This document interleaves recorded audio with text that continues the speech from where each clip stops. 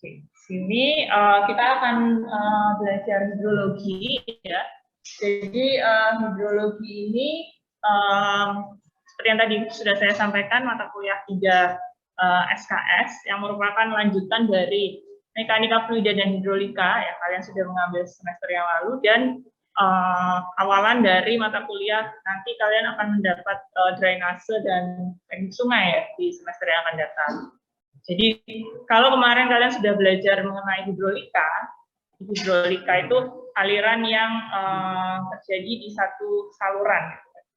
Sedangkan sekarang kita akan belajar mengenai hidrologi. Jadi hidrologi ini lebih ke aliran yang mengalir di permukaan bumi. Jadi kalau hidrologi itu air yang perlu kalian tampung, hidrolika itu berapa kapasitas dari saluran kalian. Seperti itu sih ininya. Apa namanya perbedaannya antara hidrologi dan hidrolika.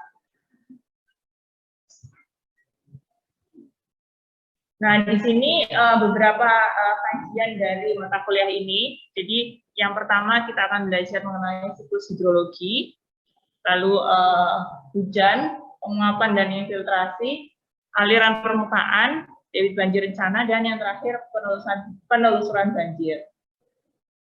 Seingat saya untuk materi sebelum ETS itu sampai dengan aliran permukaan ya. Jadi di sini materinya akan terbagi menjadi 2 sampai dengan aliran permukaan. Nanti untuk debit banjir rencana, hidrograf satuan, penelusuran banjir itu akan dipelajari setelah ETS.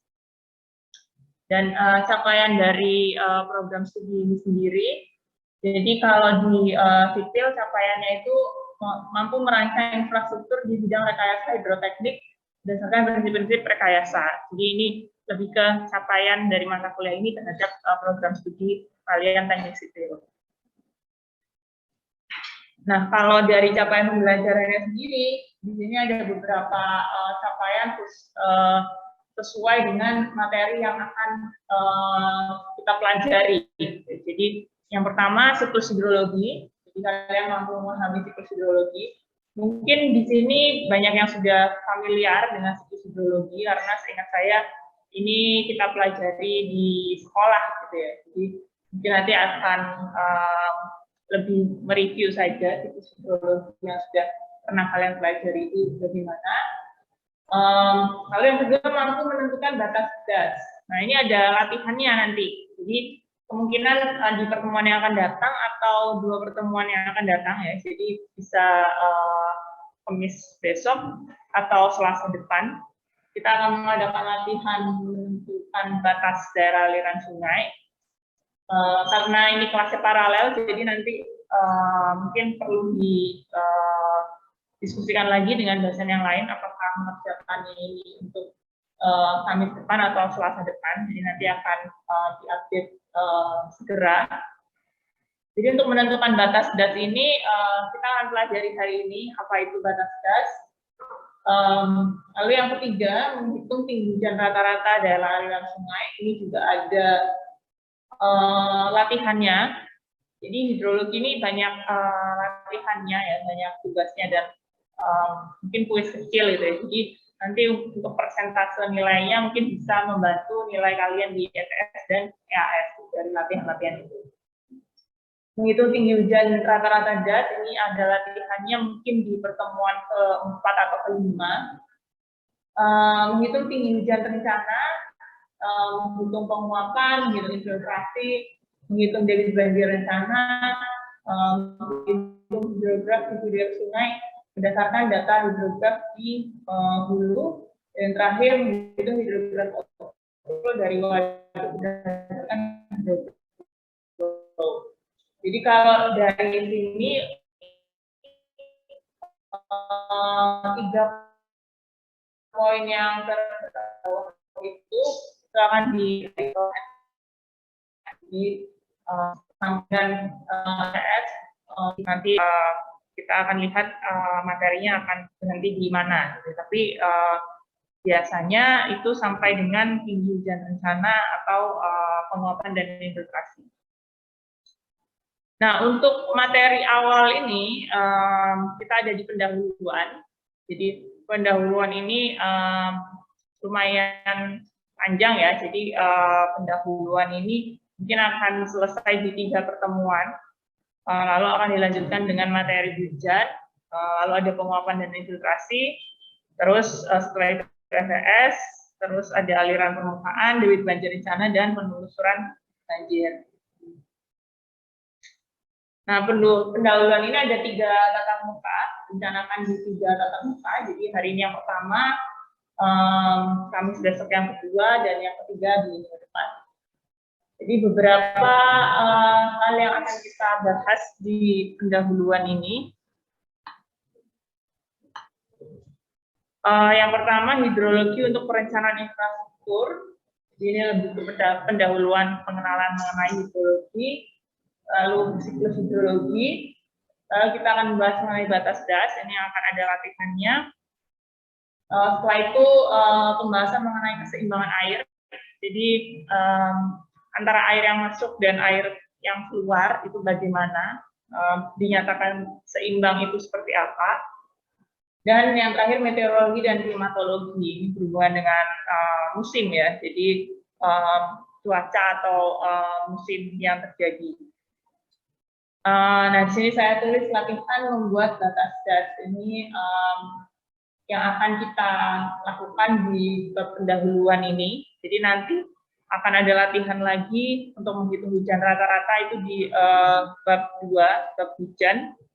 Untuk pendahuluan latihannya membuat batas das.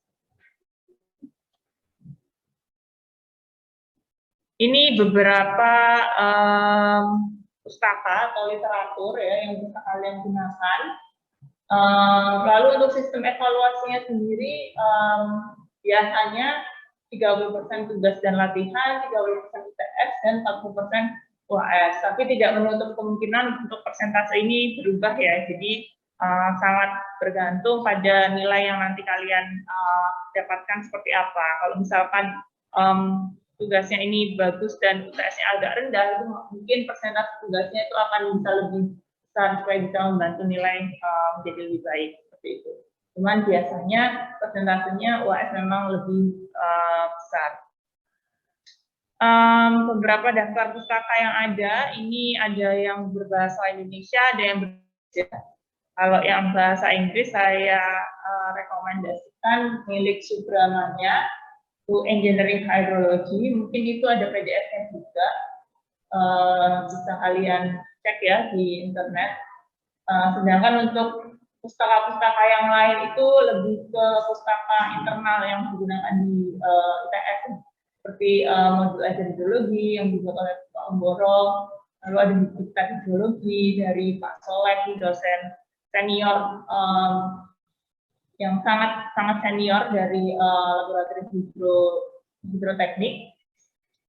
Lalu ada beberapa pustaka dalam negeri ya, hidrologi teknik, analisis hidrologi, lalu hidrograf satuan sintetik. Nah, ini hidrograf satuan sintetik ini akan kalian pelajari di yang terakhir ini, akan kalian pelajari di materi setelah ETS nanti. Jadi ada beberapa hidrograf satuan sintetik, salah satunya dikeluarkan oleh ITS. Jadi banyak kampus lain yang mengeluarkan juga, ada ITB, terus ada hidrograf satuan sintetik gamma. Gitu.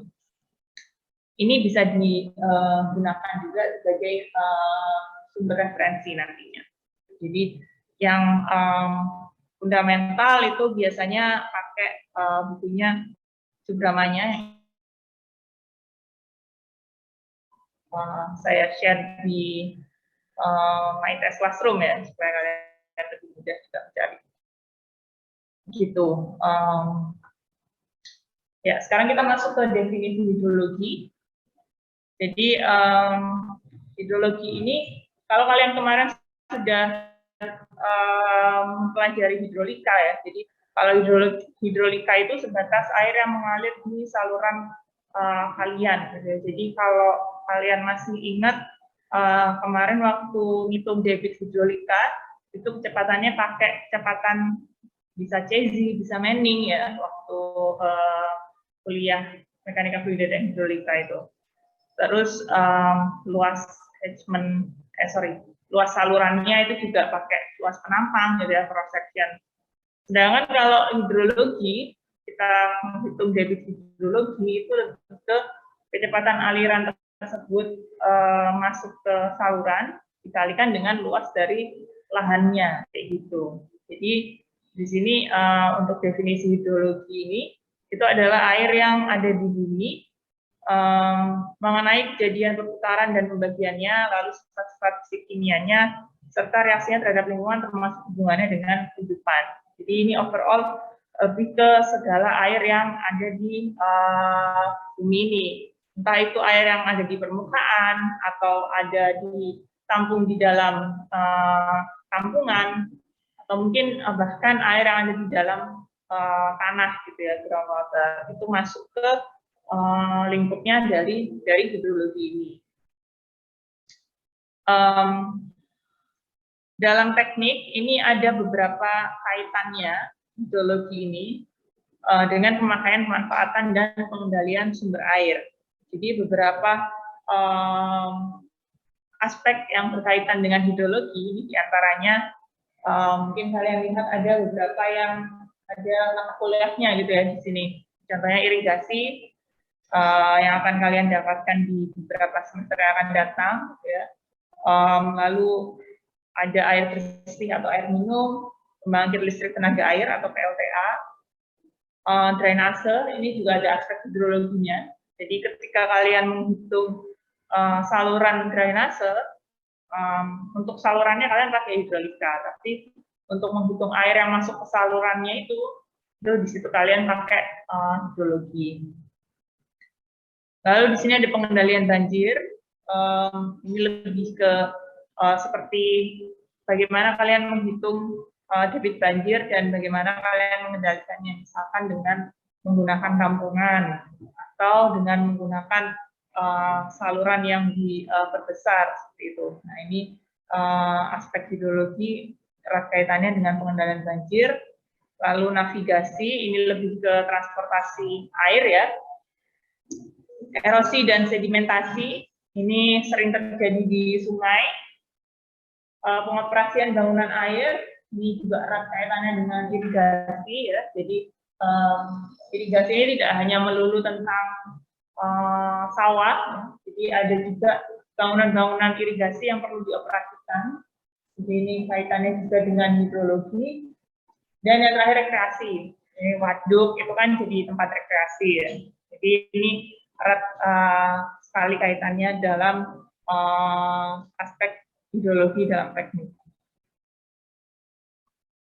Nah, kalau dalam teknik sipil ini sendiri, hidrologi ini digunakan untuk menentukan dimensi bangunan keairan. Contohnya seperti dimensi bendung, bendungan, lalu normalisasi sungai, untuk drainase apalagi, dan lain sebagainya, bangunan-bangunan keairan yang lain. Dan digunakan juga untuk menentukan elevasi bangunan perlintasan. Jadi maksudnya di sini elevasi bangunan perlintasan seperti jembatan atau talang, sipon, gorong-gorong. Ini ada kaitannya dengan hidrologi. Jadi dari hidrologi ini kalian bisa menentukan berapa tinggi muka air banjir. Contohnya dalam satu saluran sungai, atau misalkan berapa tinggi muka air banjir yang bisa terjadi dalam satu wilayah. Ini kalian menentukannya dengan ilmu hidrologi. Nah, dari tinggi muka air banjir, itu kalian bisa menentukan elevasi bangunan lintasan kalian. Jadi jika kalian ingin membangun, contohnya di sini ada jembatan, ya. Jadi letak jembatannya itu di mana sih tingginya gitu kan, yang bagus, yang aman dan jauh dari muka air banjir tersebut gitu. Jadi nantinya banjir yang digunakan itu banjir 50 tahunan. Jadi ketika elevasi muka air banjir tercapai, jembatannya itu masih tetap aman, masih di atas air banjir tersebut. Nah, di situ digunakanlah ilmu hidrologi ini dalam menentukan elevasi jembatan, misalnya di sini. Atau talang atau sipon dan gorong-gorong. Nah, ini kalau talang, sipon, dan gorong-gorong ini lebih ke saluran yang melintasi, biasanya kalau talang atau sipon ini melintasi sungai yang relatif kecil, atau saluran lain yang lebih besar daripada saluran yang dilintasinya. Sedangkan kalau gorong-gorong ini ketika saluran kalian melintasi jalan. Jadi kalau gorong-gorong pasti kalian lebih familiar ya, lebih sering melihat di daerah perkotaan seperti Surabaya ini. Jadi kalau ada saluran, terus ternyata ada jalan yang harus melintas, ya dilintasinnya berarti salurannya harus jalan pakai gorong-gorong. Jadi bukan saluran terbuka lagi, tapi ditutup karena di atasnya ada jalan. Kayak gitu. Nah, ini beberapa contoh struktur yang tadi kita sudah mention di awal ya. Struktur bendung didasarkan pada debit banjir rencana. Ketika kita menentukan debit banjir rencana, ini kita pakai ilmu hidrologi. Jadi di sini ada bendung dengan intake, saluran primer, dan pintu bulas. Jadi ini ada bendungnya. Terus di sini ada salurannya. Jadi dari air yang dibendung di atas ini, dia mengarah ke bawah. Jadi ini saluran primernya. Terus ada pintu-pintu pembilas di sebelah sini. Ya, jadi di sini air yang tidak melewati bendungnya itu dibelokkan melalui pintu-pintu pembilas di sampingnya. Ini contoh bendungan juga. Jadi kalau yang tadi ini adalah bendung, ini adalah bendungan. Jadi perbedaannya bendung sama bendungan ini, mungkin ada yang tahu? Bedanya bendung sama bendungan. Jadi kalau dilihat dari foto gitu ya, dilihat dari di lapangan juga, bendung itu relatif lebih kecil dibandingkan dengan bendungan. Kenapa? Karena fungsinya bendung ini sebenarnya cuma menaikkan muka airnya aja. Jadi dia tidak menampung, tapi dia hanya menahan air yang mengalir dari bagian hulunya sebelum ke hilir supaya bisa naik gitu ya elevasinya. Jadi makanya di sini dia tambah bendung. Karena kalau nggak ada bendung ini ya udah dia ngalir aja ke bawah. Nah, ini untuk menaikkan tinggi muka airnya, maka digunakanlah bendung tersebut. Tujuannya untuk apa? Bisa macam-macam ya. Jadi bisa dengan adanya bendung ini, jadi energinya bertambah sehingga alirannya menjadi lebih kuat dan bisa mencapai dari sini airnya digunakan lagi ke saluran-saluran, misalkan saluran irigasi. Dari situ maka perlu digunakan bendung ini supaya tinggi energinya itu sesuai dengan yang dibutuhkan. Jadi airnya mengalirnya lebih kuat. Jadi dibayangkan kalau misalkan nggak ada bendung di sini, jadi kan airnya ya ngalir biasa aja gitu ya. Ya, bedanya sama bendungan, kalau bendungan itu nggak cuma menaikkan muka air, tapi dia juga nampung. Jadi bisa lihat di sini ini tampungannya. Jadi dari tampungan ini airnya mengalir. Di sini ada beberapa pintu-pintu ya, bisa dibuka dan ditutup. Dan di sini ada bagian hilirnya, jadi airnya mengalir ke sana. Tapi di sini ada tampungan, sedangkan kalau bendung itu tidak menampung, dia hanya mengalirkan, tapi dengan menaikkan tinggi muka airnya. Jadi itu bedanya. Dan bendungan pasti lebih besar daripada bendung. Dan dilengkapi dengan waduk biasanya, karena untuk menampung itu tadi, ditampungnya di waduk, dan dijadikan tempat rekreasi. Nah, ini struktur dam dan spillway berdasarkan pada debit banjir rencana. Jadi berapa besar bendungan yang diperlukan, lalu berapa lebar spillway yang diperlukan, itu didasarkan pada debit banjir rencana. Yang nantinya akan kalian pelajari lebih lanjut sebetulnya untuk mata hidrologi ini sebatas debit banjir rencananya aja, tapi untuk pengaplikasian di bendungan, di spillway, itu akan diaplikasikan di mata kuliah irigasi. Lalu normalisasi sungai. Nah, ini juga didasarkan pada debit banjir rencana. Jadi kita menggunakan debit banjir rencana ini untuk bisa memperkirakan kira-kira kapasitas sungai yang kita butuhkan itu sebesar apa sih supaya ketika hujan sungainya nggak meluap, jadi nggak bikin banjir kayak gitu. Jadi ketika hujan, sungai masih bisa menahan air hujan yang masuk ke sungai tersebut. Nah, dari situ dibutuhkan volume atau luasan sungai tertentu ya, supaya bisa menahan debit yang dibutuhkan tadi. Nah, dari situ kita gunakan kapasitas sungai yang kita butuhkan itu sebagai acuan dalam melakukan normalisasi sungai. Jadi di sini dilakukan normalisasi. Kenapa dilakukan normalisasi? Jadi normalisasi ini dilakukan ketika dianggap sungai tersebut sudah tidak mampu lagi menahan air sebanyak kapasitas yang seharusnya. Jadi seiring berjalannya waktu sungai itu tidak akan selalu sama ya. Jadi mungkin bisa saya gambarkan di sini.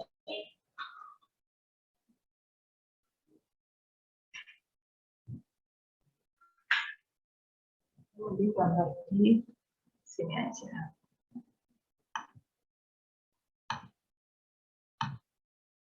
Ya, jadi kalau misalkan ada sungai, ini sungai di awal ya, penampang sungainya seperti ini, tapi nyatanya sungai tidak smooth ini ya, cuman ini visualisasi aja. Ini ketika sungai tersebut baru dinormalisasi. Lalu seiring berjalannya waktu, misalkan 10 tahun atau 20 tahun kemudian, dia akan berubah gitu ya. Jadi misalnya di sini dia bisa menampung air sampai dengan titik ini. Jadi ini titik penampungan airnya. Nah, ketika hujan dia harus bisa menampung titik sampai di sini gitu ya. Namun seiring berjalannya waktu, penampang sungainya itu mengalami perubahan. Jadi di sini setelah 10 tahun misalnya, dia berubah gitu bentuknya. Jadi seperti ini. Nah, di sini itu ada endapan-endapan sedimen gitu. Jadi di sini adanya sedimen yang mengendap tersebut mengakibatkan bentuk sungainya sudah tidak seperti sedia kala lagi. Sehingga nanti ketika air hujannya masuk sesuai dengan tingkat yang merah ini, dia akan tidak bisa menampung sampai dengan titik tersebut. Dia pasti akan meluap karena dia akan membutuhkan space yang lebih, misalnya sampai sini gitu kan. Nah, makanya diperlukan normalisasi itu untuk bisa mengembalikan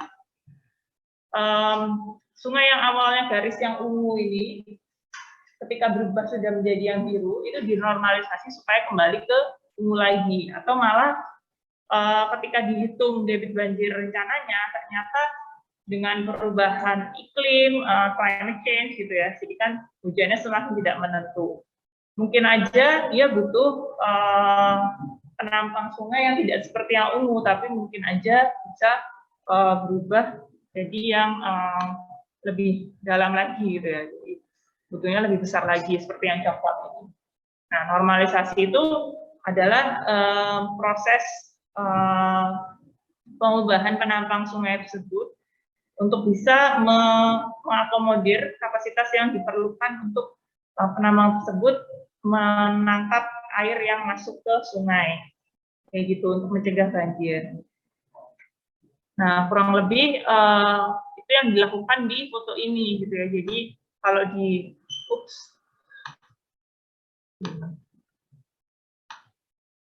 kalau di gambar ini bisa dilihat dilakukan normalisasi, tidak hanya sungainya itu dilapisi oleh beton gitu ya. Di sini ada lapisan-lapisan betonnya, tapi juga kedalamannya juga ditambah gitu ya. Dilihat sini ada kegiatan pengerukan gitu ya. Nah, yang di pinggir-pinggir ini dilapisi beton, tujuannya apa? Jadi awalnya dia tanah kayak gini, tapi dilapisi beton. Tujuannya apa? Kira-kira ada yang tahu? Iya, bisa, biar nggak longsor. Terus apa lagi? Iya, betul.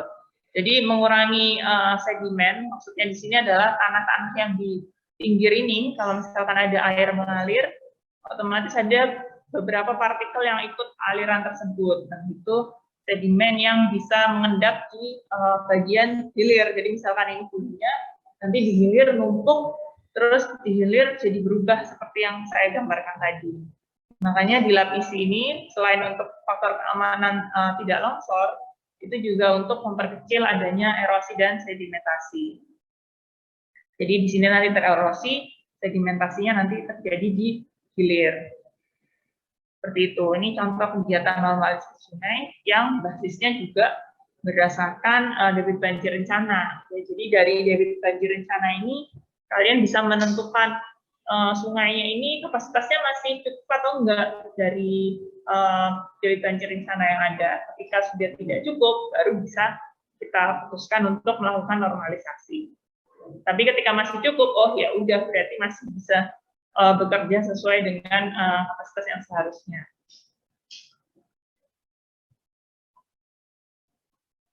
Nah, salah satu pengaplikasian dari debit banjir rencana yang dihitung dengan analisis hidrologi ini juga merupakan penentuan dimensi saluran drainase. Jadi di sini ada beberapa tipe ya saluran drainase yang kalian lihat di gambar. Perkuliahan drainase sendiri baru akan kalian dapatkan di semester yang akan datang. Jadi ini cuman pengenalan aja. Di sini ada di pinggir jalan ya. Ini drainase jalan raya. Drainase jalan raya biasanya yang seperti ini di bawah trotoar, airnya masuk melalui samping-samping trotoar ini, namanya street inlet. Jadi melalui street inlet ini airnya masuk di bawah trotoar ini ada saluran, gitu ya, yang nanti akan berkumpul di saluran yang lebih besar. Nah, kalau salurannya sudah lebih besar, biasanya salurannya jadinya saluran terbuka, nggak ditutup seperti ini lagi. Nah, ini contoh saluran tersier yang terbuka. Jadi ini karena tidak dijadikan jalan raya ya, ada saluran kecil di sini. Ini contoh box culvert atau gorong-gorong. Jadi gorong-gorong nggak selalu box, jadi ada yang lingkaran juga. Cuman ini contohnya yang box. Kemungkinan ini dimensinya 4x4 kayaknya, melihat besarnya orang mungkin 3x3 atau 4x4 ya. Jadi kemungkinan besar ini letaknya di saluran primer karena cukup besar ya untuk ukuran saluran drainase. Nah, saluran drainase itu paling kecil kalau nggak salah 30 cm kali 30 cm untuk yang box culvert. Jadi kalau box culvert ini karena kita pesen ke supplier, gitu ya, jadi mereka memberikan ukuran-ukuran yang mereka buat. Gitu ya. Jadi kita harus ketika ingin menggunakan box culvert buatan supplier, kita harus mengakomodir ukuran yang kita butuhkan menjadi ke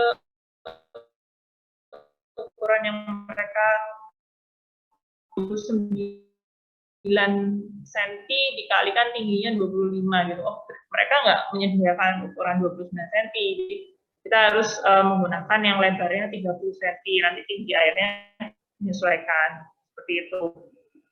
Dan ukuran terbesarnya kalau yang di sini sangat tergantung dengan suppliernya ya. Kadang ada supplier yang hanya mengakomodir sampai 2 meter kali 2 meter. Tapi ada juga beberapa yang sampai dengan dimensi yang 4 meter kali 4 meter.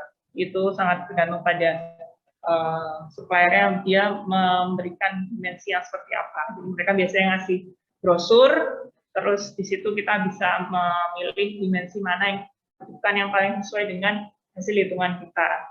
Seperti itu. Lalu di sini saluran terbuka juga. Yang membedakan dengan saluran sebelumnya, di sini salurannya bentuknya trapesium. Jadi kalau kalian lihat di sini, ini salurannya bentuknya persegi ya. Box culvert itu juga persegi. Kalau yang ini trapesium. Jadi kalau saluran trapesium, mungkin kalian udah belajar juga di mekanika fluida dan hidrolika ya, waktu menghitung saluran, kalian menghitung pakai rumus trapesium, persegi, lalu ada setengah lingkaran juga, ada lingkaran pipa juga. Nah, kalau yang sini ini contohnya saluran trapesium. Biasanya kalau saluran trapesium ini karena dia bentuknya ada tebingnya ya, Jadi biasanya digunakan di tanah-tanah yang relatif kurang stabil gitu. Jadi dia dibuatnya miring ini supaya menambah stabilitas dari tanah di samping sisi kanan kirinya. Lalu kita move ke jembatan. Jadi salah satu aspek yang berhubungan dengan hidrologi tadi juga jembatan ya. Elevasi lantai jembatan ditentukan oleh elevasi muka air banjir di sungai. Ini nanti kalian akan aplikasikan di tugas jembatan ya. Masih lama memang, cuman di sini sebagai visualisasi saja. Misalkan kalian diminta untuk mendesain jembatan di sini ya. Jadi ini jembatan di Paris, Pont Alexandre III. Di sini ada sungai, dan di sungai ini ada atasnya ada jembatan. Nah, ketika kalian mengetahui ada sungai di sini, kalian bisa menentukan elevasi muka air banjir di sungai tersebut kira-kira berapa. Nah, dari situ kalian bisa mengestimasi jembatan kalian tuh akan setinggi apa supaya aman dari muka air banjir tersebut. Jarak amannya itu biasanya 2-5 meter, jadi itu sangat bergantung pada lebar sungainya. Jadi semakin lebar sungainya harus semakin besar jarak amannya. Gitu. Nah, di sini ada sudah ada sejak lama ya jembatan ini. Jadi ilmu hidrologi itu memang sudah ada dari zaman dahulu kala. Jadi ketika membuat struktur-struktur seperti ini sudah diaplikasikan. Jadi muka air banjirnya sudah diantisipasi supaya tidak mengganggu lantai jembatan tersebut.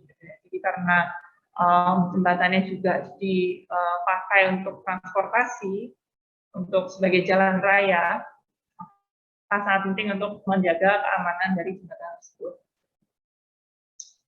Ya, ini salah satu contoh gorong-gorong. Tadi kita sudah lihat yang kotak ya. Di sini ada yang lingkaran juga. Dan dimensi gorong-gorong ini didasarkan pada debit banjir rencana. Sama seperti halnya ketika kalian merancang dimensi saluran biasa ya. Untuk gorong-gorong ini juga ditentukan berdasarkan aliran air yang masuk ke saluran tersebut. Di sini ada gorong-gorong berbentuk persegi panjang, ada juga yang berbentuk lingkaran, dua ini ya, double. Untuk penggunaannya sebenarnya kalau di lapangan itu sangat bergantung pada yang tersedia yang mana. Jadi untuk pemilihannya sendiri itu tidak ada kriteria khusus ya. Cuman ketika pelaksanaan di lapangan itu akan lebih mudah menggunakan yang mana. Jadi ditentukannya berdasarkan apa yang paling mudah diaplikasikan di lapangan yang seperti apa, maka itulah yang akan digunakan bentuknya seperti apa. Ini contoh dari sipon. Jadi salah satu struktur ini ya apa namanya untuk menyeberangkan air dari satu sisi ke sisi lainnya. Itu seperti ini sipon di Kepanjen Malang. Yang ini ya, yang Kepanjen. Yang ini saya kurang tahu ini gimana. Oh ya, ini juga di Kepanjen, tapi fotonya foto lama. Jadi di sini ada sungai dan di sini ada saluran. Jadi dari desa A ke desa B ini membutuhkan sambungan gitu ya untuk bisa menyalurkan air dari sisi kanan ke sisi kiri. Padahal di tengah-tengahnya ada sungai. Nah, ketika ada sungai, kalian tidak bisa menggunakan gorong-gorong ya. Kalau misalkan ada jalan di atasnya, kalian bisa pakai gorong-gorong buat nyebrang. Sedangkan kalau untuk sungai, ini berarti kalian harus pakai sipon, kalau nggak pakai talang. Prinsipnya kenapa pakai sipon, kenapa pakai talang, itu bisa ditentukan dari tinggi amannya ya. Jadi ketika tinggi muka air banjir terhadap elevasi tanahnya itu kurang dari 1,5, di situ bisa pakai sifon. Tapi kalau lebih dari 1,5 itu boleh pakai talang. Jadi sifon ini sifatnya lebih aman daripada talang, karena kalau talang itu salurannya terbuka, sifonnya tertutup. Jadi kalau misalkan jarak antara muka air banjir terhadap elevasi tanahnya yang di atas ini itu ternyata lebih dari 1,5, itu boleh pakai talang. Kalau ternyata kurang dari 1,5, jadi mepet antara sungai dan titik temunya ini, itu berarti lebih aman pakai sifon. Jadi kalau sifon sama talang ini nanti kalian gunakan bukan di drainase tapi di irigasi. Karena prinsipnya adalah ketika kalian ingin menyalurkan air dari sumber, misalnya kalian punya sawah di bagian sini ya, terus airnya itu ngalir dari sebelah kanan ini ke sebelah kiri ini. Nah, ketika airnya harus kalian gunakan sifon atau talang untuk mengalirkan air tersebut, jadi nanti sawah yang di sini bisa dapat air dari sebelah sini, gitu. Jadi sifon atau talang ini nanti kalian gunakan di perencanaan irigasi. Sedangkan kalau untuk drainase mungkin kalian akan lebih menggunakan gorong-gorong ya, karena drainase perkotaan itu pasti banyak jalan raya, di mana kalian butuh mengalirkan air misalkan dari perumahan satu ke perumahan lainnya yang terpisahkan oleh jalan. Nah, disitu kalian bisa pakai gorong-gorong. Nah, ini contohnya talang. Jadi talang ini juga bisa digunakan sebagai jembatan ya. Kalau di Perancis itu contohnya Le Pont du Gard, ini talang air ada di lantai 3, jadi yang paling atas ini talang, tapi yang bawah-bawah ini dijadikan jembatan karena ada jalannya. Jadi contoh di sini ini karena butuh mengalirkan air dari sisi sebelah sini ke sebelah sana, tapi salurannya itu tinggi gitu. Jadi makanya talangnya itu ada di lantai 3.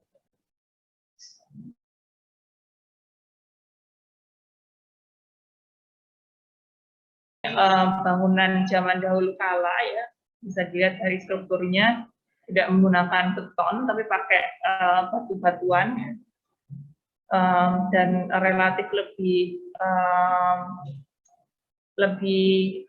stabil dan lebih tahan lama. Jadi sampai sekarang juga masih ada. Ini contoh dari talang. Terus aja, kalau sifon itu ada belok-beloknya. Dan nanti di perhitungannya pun akan berbeda. Sebenarnya ini kalau mau dikasih talang juga bisa dari sini ke sini. Cuman kan kalau kayak gitu berarti di bawahnya harus dikasih jembatan. Kayak gitu. Jadi penggunaan sifon atau talang ini sangat bergantung pada medan yang ditinjau juga. Sekarang kita masuk ke siklus hidrologi. Tapi sebelumnya mungkin dari kalian ada pertanyaan mengenai pendahuluan tadi. Dari yang hadir online juga boleh jika ada yang ingin bertanya.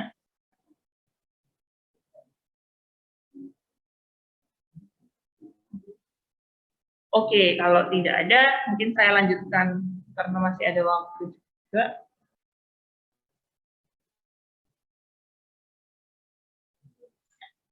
Kita masuk ke siklus hidrologi.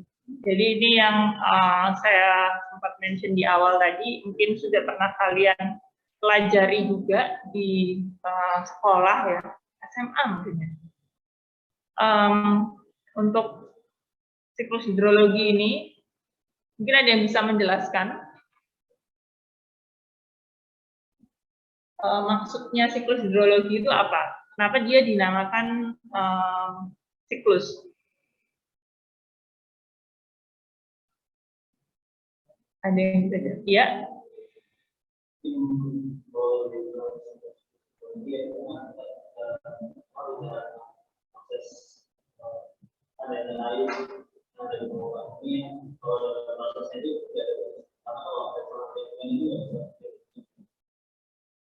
Ya, betul.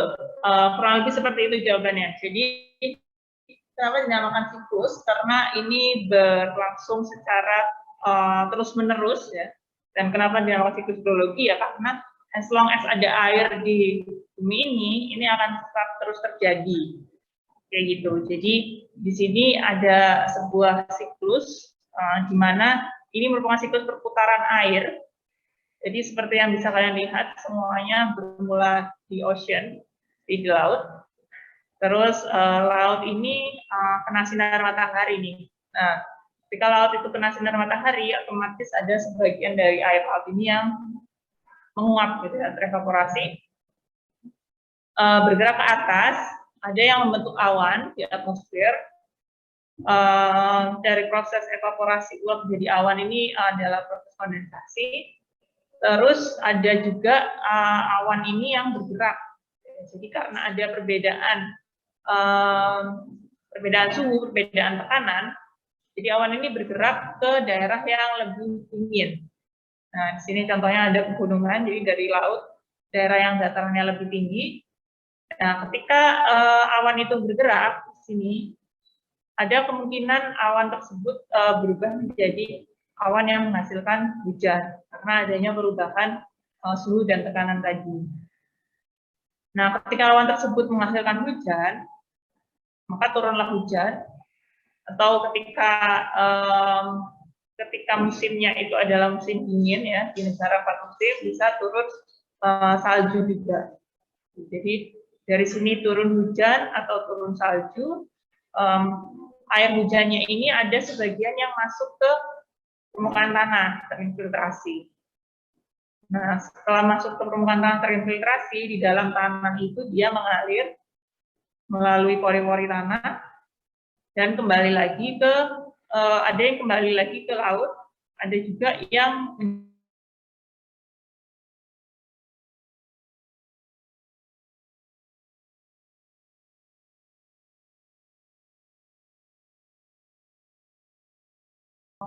air yang tetap berada di dalam tanah sebagai groundwater storage. Jadi dia tetap disimpan di dalam tanah. Sewaktu-waktu nanti kalian bisa mengambilnya melalui pompa di dalam tanah. Gitu ya. Jadi ada yang namanya groundwater.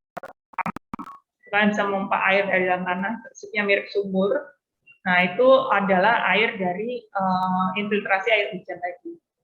Nah, untuk air hujan, untuk air yang dari salju itu seiring dengan perubahan cuaca, saljunya meleleh, jadi snow melt runoff. Nah, salju yang meleleh ini mungkin ada sebagian yang masuk ke tanah, ada juga yang masuk ke sungai. Nah, dari sungai ini ada yang terevaporasi sebagian dari panasnya matahari, lalu ada juga yang mengalir ke groundwater gitu. Jadi ketika air masuk ke sungai, sebagian air itu tetap di sungai, sebagian terserap ke dalam tanah, yang nantinya akan kembali lagi ke lautnya. Jadi ada hujan yang masuk ke dalam tanah, ada juga hujan yang jadi surface runoff. Nah, kalau surface runoff ini itu adalah air hujan yang mengalir di atas permukaan tanah. Nah, kalau surface runoff ini ya dia akan kembali lagi ke laut sesuai dengan lahan yang jatuh di air hujan tersebut ya. Misalkan lahannya ini adalah lahan paving gitu. Berarti kan otomatis banyak air yang tidak terserap ke dalam tanah ya, cuma mengalir aja. Lain halnya dengan ketika air hujannya jatuh jadi surface runoff di lahan rumput. Nah, otomatis sebagian besar airnya akan terserap ke dalam tanah. Sebagian kecil akan menjadi surface runoff atau air permukaan. Ketika menjadi surface runoff, nantinya aliran permukaan itu akan mengalir ke elevasi yang lebih rendah dan akan berakhir lagi di laut. Kayak gitu. Jadi nanti kembali ke laut semua, terus dari laut terkena sinar matahari lagi, terevaporasi lagi, membentuk awan lagi, kembali lagi, dan terbentuklah lagi siklus hidrologi yang seperti ini. Gitu. Jadi dinamakan siklus karena memang terjadinya terus-menerus selama masih ada air di dunia ini, di bumi ini, maka siklus hidrologinya akan tetap terus berlangsung. Cuman yang membedakan di sini mungkin dari seiring dengan berjalannya waktu, adanya perubahan iklim gitu ya. Mungkin dari sini kita bisa melihat besar hujan yang turun atau enggak air yang terkandung di dalam tanah itu nanti akan jumlahnya akan berbeda. Ini seperti ada video.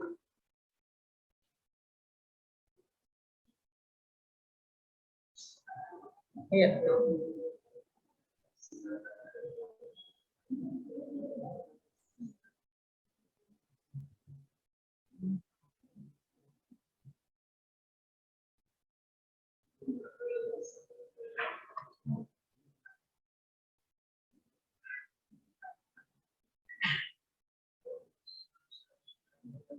Iya, ini penjelasan mengenai siklus hidrologi. Saya nggak tahu kenapa volumenya kecil. Ya, kurang lebih seperti yang tadi saya jelaskan, ada air hujan,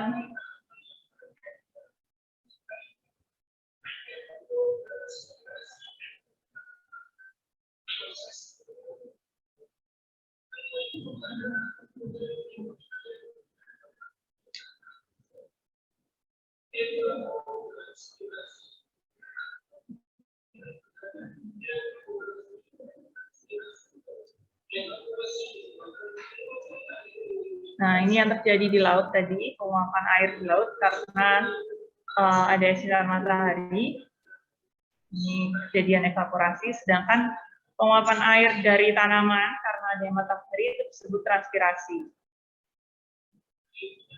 Nah, ketika dua hal tersebut terjadi bersamaan, nanti jadinya evapotranspirasi.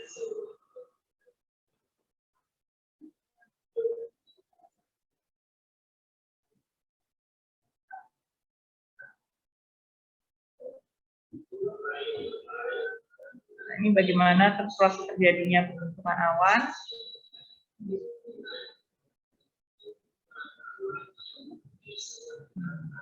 Itu adalah uap-uap yang berkumpul ya, terkondensasi, akhirnya jadi uap yang besar, jadi awan.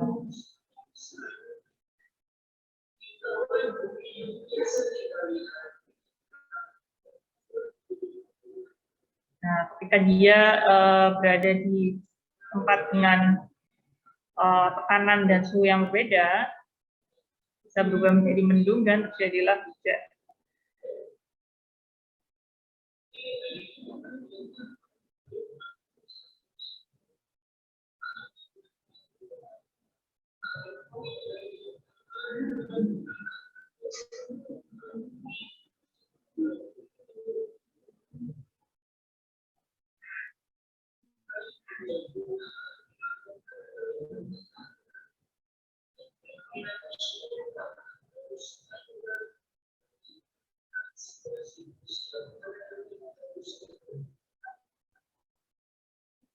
Ya, lebih seperti itu. Ini siklus hidrologi yang dibuat oleh BMKG. Nah, ini beberapa nama-nama proses yang terjadi di sebuah siklus hidrologi. Jadi mungkin dari kalian udah ngerti ya apa? Evaporasi ya. Satu, di sini ada evaporasi dari laut, di sini ada evaporasi dari sumber air yang lebih kecil. Terus dari yang nomor 2, transpirasi, asalkan dari tanaman ya, penguapan dari tanaman. Terus yang ketiga ini kondensasi, pembentukan awan.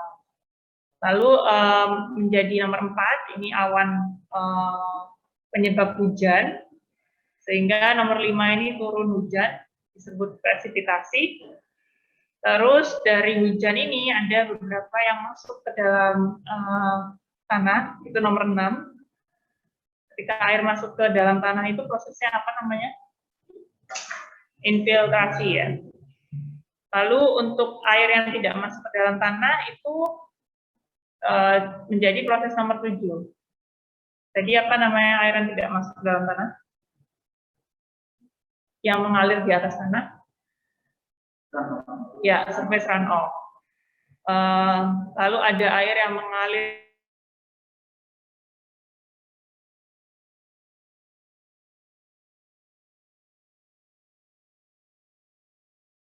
nomor 9 ini adalah air yang terkandung di dalam tanah, soil moisture. Terus yang 10 ini adalah air tanah yang masuk ke dalam permukaan groundwater storage. Nah, sebelah sini adalah groundwater storage, di mana dia akan nanti sebagian akan kembali ke laut jika tidak diambil, gitu ya. Karena ketika air ditaruh di dalam groundwater, atau ketika ada air yang ditahan di dalam tanah, itu bisa diambil melalui pompa. Dan ketika dia tidak diambil, dia akan sebagian akan kembali lagi ke laut. Jadi beberapa proses yang terjadi kurang lebih seperti itu. Ya, groundwater flow. Nah, kita sekarang masuk ke keseimbangan air atau water balance.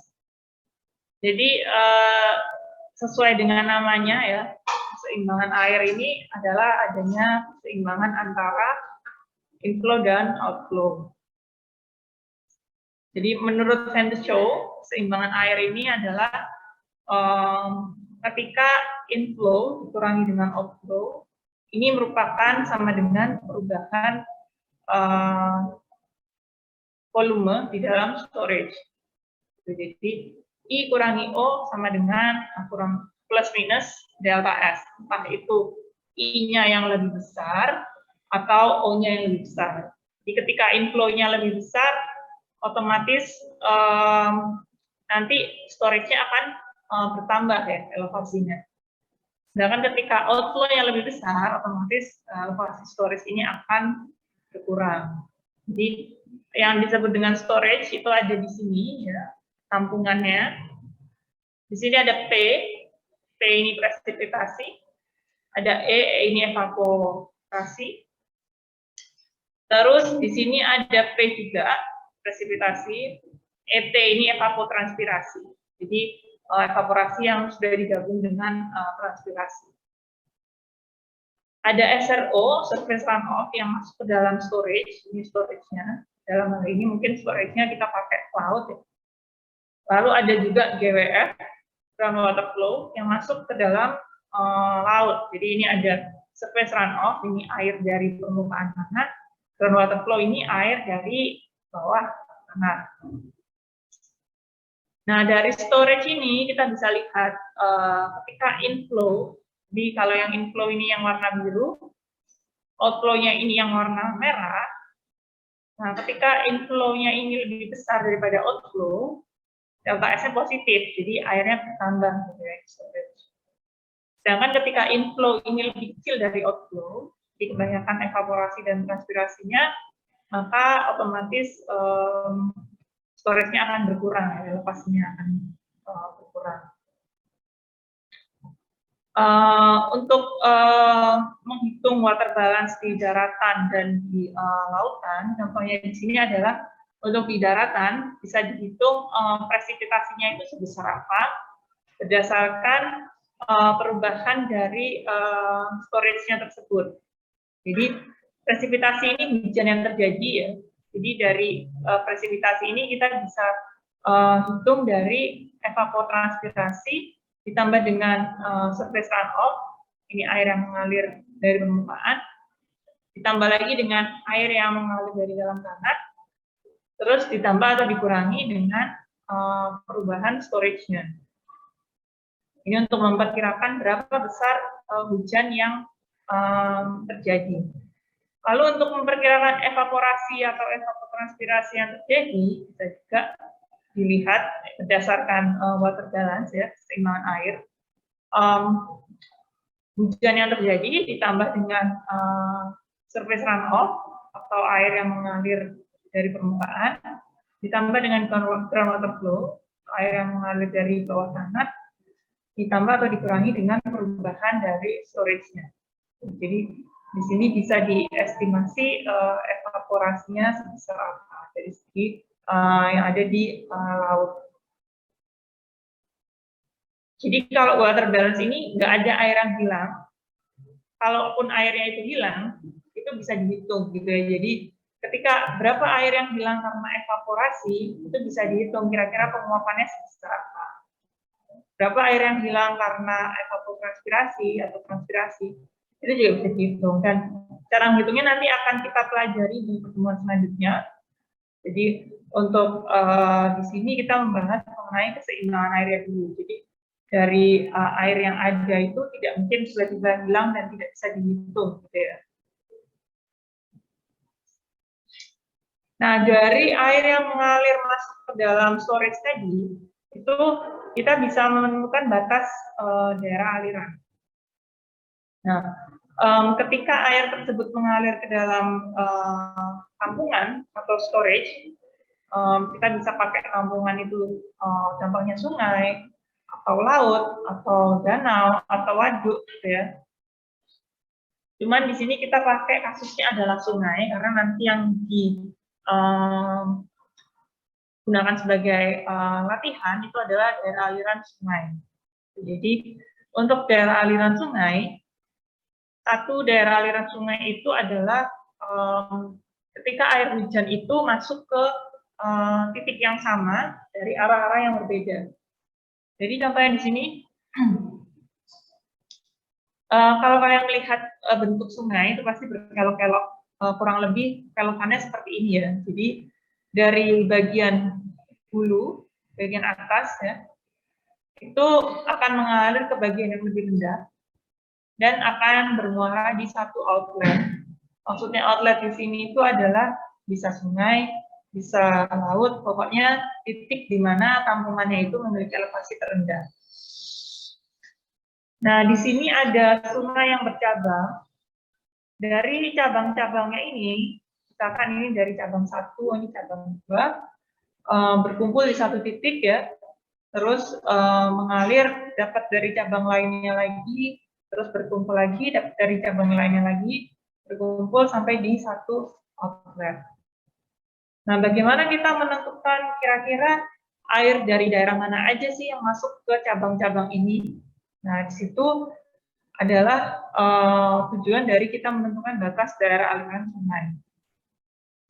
Jadi batas daerah aliran sungai ini supaya kita bisa mengestimasi kira-kira berapa luasan yang bisa diakomodir oleh sungai tersebut untuk air permukaannya masuk ke dalam tampungannya. Jadi daerah aliran ini bisa disebut juga sebagai catchment area, watershed, patusan atau drainage area. Jadi namanya macam-macam, tapi sering disebut sebagai DAS atau daerah aliran sungai. Nah, ketika sungai ini dipotong, ya, cross sectionnya itu dipotong, bentuknya akan seperti ini. Jadi sungai ini adalah titik elevasi terendah dari daerah-daerah sekitarnya. Sehingga ketika ada hujan, hujannya itu akan masuk ke dalam titik terendah tersebut. Gitu ya. Jadi air hujannya ini jatuh, ini hujan, terus air hujannya jatuh mengalir ke dalam titik terendah tersebut. Nah, kita menentukan daerah aliran sungai ini berdasarkan titik tertinggi, di mana airnya itu sudah tidak mengarah ke sungai yang sama lagi. Jadi batas daerah aliran sungai itu kalian bisa lihat di sini. Ketika hujannya jatuh di sini, ada sebagian yang mengarah ke sebelah kiri, ada sebagian yang mengarah ke sebelah kanan. Nah, di titik inilah terjadi batas daerah aliran sungai karena di sini airnya sudah tidak mengalir ke satu sungai yang sama lagi. Jadi ini adalah daerah aliran sungai dari sungai yang ini, sedangkan sisi kanan dan kirinya ini adalah daerah aliran sungai dari sungai yang lain. Gitu. Jadi mereka ini bergerak ke kiri, mungkin aja di sebelah sini juga ada sungai lagi. Jadi untuk membuat daerah aliran sungai, batasnya itu adalah ketika air hujannya itu mengalir ke dalam satu titik sungai yang sama. Makanya di sini kita butuh adanya peta kontur. Jadi kalau dari peta kontur kalian bisa lihat apa? Bisa lihat apa? Dari peta kontur kalian bisa tahu apa? Elevasi ya. Nah, dari elevasi itu kalian bisa lihat garis mana nih yang punya elevasi tertinggi. Jadi ketika titik itu merupakan elevasi tertinggi, itu biasanya merupakan daerah aliran batas dari daerah aliran sungai. Nah, gambarnya seperti ini. Kalau peta konturnya seperti ini kayak gimana? Nah, kalau di sini kita bisa lihat ada beberapa sungai ya. Di sini ada contoh dari sungai Sepinggan di Balikpapan. Outletnya itu di sebelah sini. Nah, ada satu sungai, ada Sepinggan 2, ada Sepinggan 3. Ini maksudnya adalah cabangnya ya, cabangannya. Jadi dia satu sungai besar yang memiliki beberapa anak sungai Sepinggan. Di sini ada garis sungai yang berwarna ungu.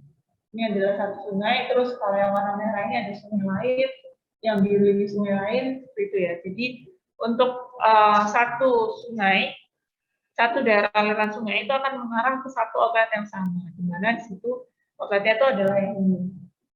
Jadi nanti batas yang kalian gambarkan itu adalah kira-kira sampai di titik mana sih airnya itu mengalir ke anak-anak sungai yang ada di sini. Gitu. Jadi nantinya bentuknya itu akan kurang lebih seperti ini.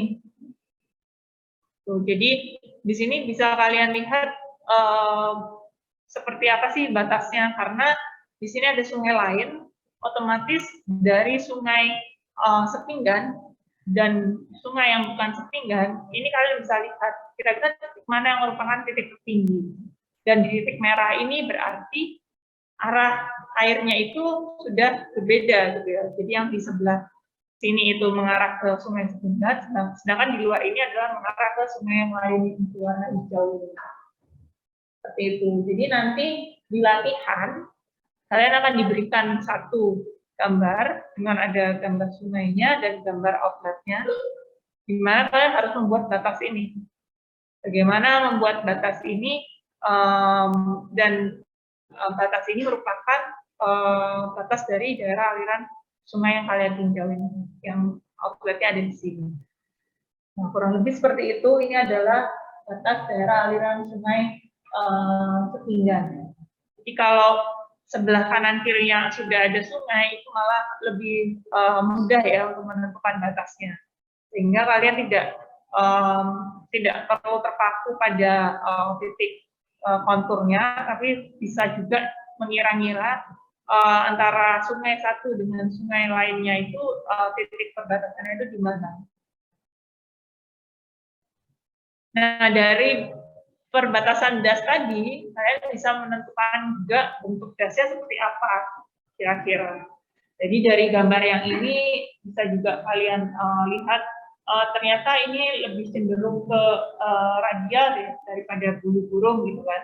Jadi mungkin bisa kalian tentukan dari gambar yang paling mendekati.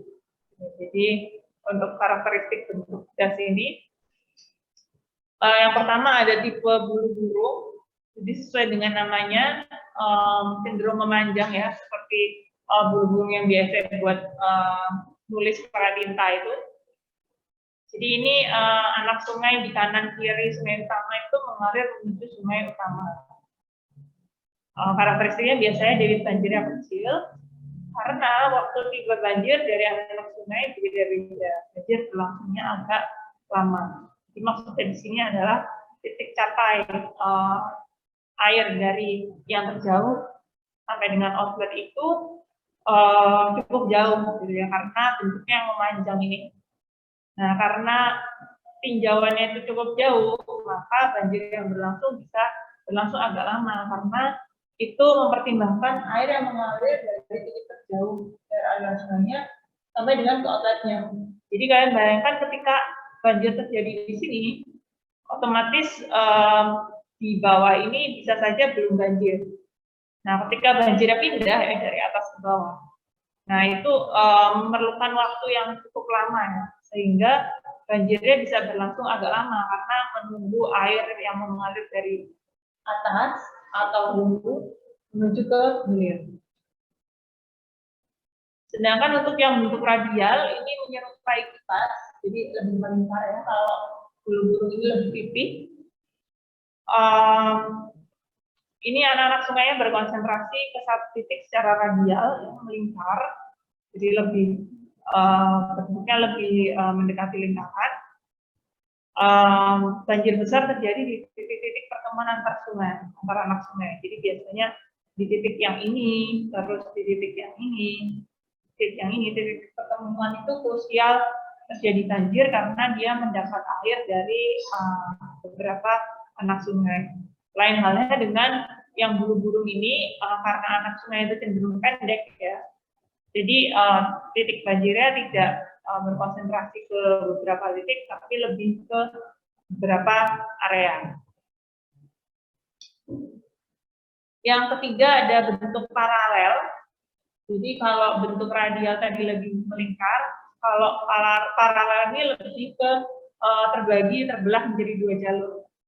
Jadi dua jalur yang sejajar sesuai dengan namanya dan bersatu di bagian hilir. Jadi dari hulu bercabang, bersatu di bagian hilir, lalu nanti sampai dengan laut atau outlet dia menjadi tetap satu kesatuan atau satu saluran. Nah ini bentuknya paralel, cenderung sama antara kanan dan kirinya, dan nantinya sebelum bermuara ke laut atau ke outlet dia akan membentuk satu satuan saluran atau satu satuan sungai, bisa mengarah ke laut. Kalau yang keempat ini adalah bentuk kompleks. Ini memiliki beberapa buah bentuk dari ketiga bentuk di atas. Jadi mix dari paralel, bulu-burung, dan radial. Jadi kalau yang kompleks ini.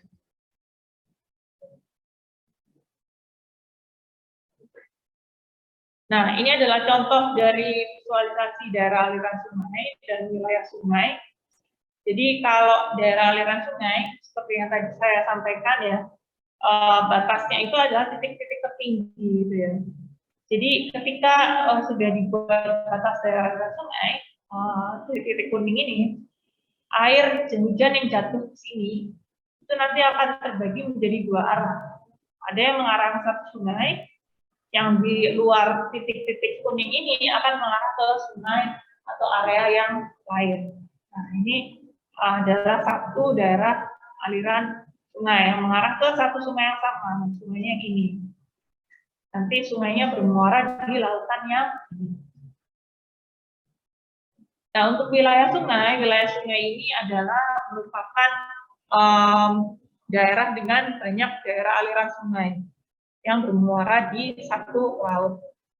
Bisa dilihat di sini untuk gambar satu wilayah sungai, itu ada beberapa daerah pengaliran sungai. Contohnya ini ada daerah satu ya, lalu ada daerah 2, lalu ada daerah 3 di sini, daerah 4, dan terakhir daerah 5.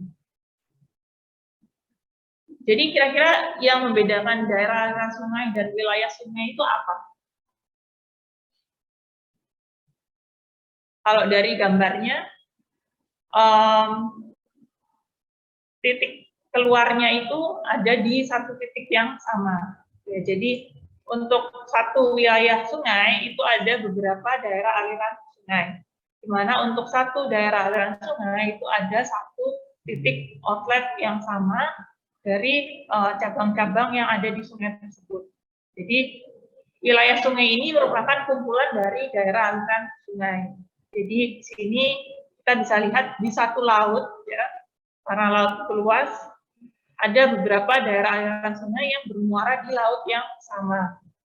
Tapi yang menyebabkan dia merupakan satu daerah aliran sungai itu adalah di mana area tersebut itu bermuara di satu sungai yang sama. Jadi di sini bisa saja di satu laut ini ada 5 jenis sungai yang berbeda. Sungai 1, sungai 2, sungai 3, sungai 4, sungai 5. Sehingga memiliki 5 outlet yang berbeda, di mana satu gas itu bermuara di satu outlet, di mana outletnya itu bisa sama dengan das yang lain, karena outletnya itu adalah berupa lautan ya, menuju ke laut. Cuman di sini adalah titik outletnya itu yang berbeda. Jadi saya harap kalian bisa membedakan antara daerah aliran sungai dan wilayah sungai. Jadi wilayah sungai ini adalah kumpulan dari beberapa daerah aliran sungai, di mana satu daerah aliran sungai itu bermuara di satu outlet yang sama. Jadi nanti ada lagi yang namanya subdas, sub daerah aliran sungai, itu biasanya yang kecil-kecil ini. Jadi ini yang kecil ini jadi satu subdas, ini satu subdas, terus dari satu das itu ada beberapa subdas karena sungainya itu bercabang. Seperti itu. Ya, kurang lebih seperti ini untuk menentukan batas das. Jadi dilihat dari elevasi tertingginya dari dua sungai yang berbeda. Jadi kalau misalkan ada sungai yang berdempetan gitu ya, cari saja titik tengahnya. Jadi titik tengah dari masing-masing sungai itu bisa dianggap sebagai batas daerah aliran sungainya. Karena dari daerah aliran sungai itu nanti ketika hujan terjadi, sebagian ada yang masuk ke das 1, sebagian airnya ada yang masuk ke das 2. Jadi ini merupakan batas penentuan batas das, tapi tidak menutup kemungkinan air yang turun di das 2 itu bisa masuk juga ke das 1 dengan adanya groundwater flow. Jadi setelah airnya tersebut masuk ke dalam tanah, ini terinfiltrasi, bisa saja dia masuk ke das 1. Ini sangat tergantung dengan aquifer atau seepage yang ada di dalam tanah tersebut ya. Jadi untuk saluran bawah tanah ini kan sangat tergantung dari pori-pori tanahnya. Misalkan pori-pori tanah yang di sebelah sana ini lebih loose atau enggak lebih pori-porinya lebih terbuka dibandingkan dengan yang das 2, sehingga ketika airnya jatuh ke das 2 dia akan bergerak menuju ke das 1 karena dari jenis tanahnya itu lebih mudah teraliri oleh air. Bisa saja seperti itu. Jadi tidak menutup kemungkinan air yang ada di das 2 itu bisa masuk ke dalam das 1 dengan melalui groundwater flow. Tapi kalau melalui surface runoff di atas ini, tentu saja tidak, karena itu tadi, karena itu kaitannya dengan elevasi ya. Jadi dari elevasi yang ada ini nggak mungkin kalau turun di sini terus belok ke sana kan. Jadi kalau dari surface runoff itu pasti menuju ke sumbernya, jadi menuju ke titik terendahnya. Tapi untuk dari segi groundwater flow-nya itu tidak menutup kemungkinan air yang turun di das 2, air hujan yang turun di das 2, ada sebagian yang masuk juga ke das 1. Jadi sebenarnya ilmu hidrologi ini hanya mengestimasi karena nanti yang sebenarnya terjadi di lapangan tentu saja amount-nya atau jumlahnya itu berbeda dengan yang diperhitungkan. Tapi karena estimasi itu diharapkan hasilnya tidak berbeda jauh, gitu ya, meskipun berbeda, tapi berbeda mungkin berbeda sedikit. Ya, untuk hari ini sampai di situ saja. Barangkali ada pertanyaan dari yang hadir offline ataupun online, saya persilahkan.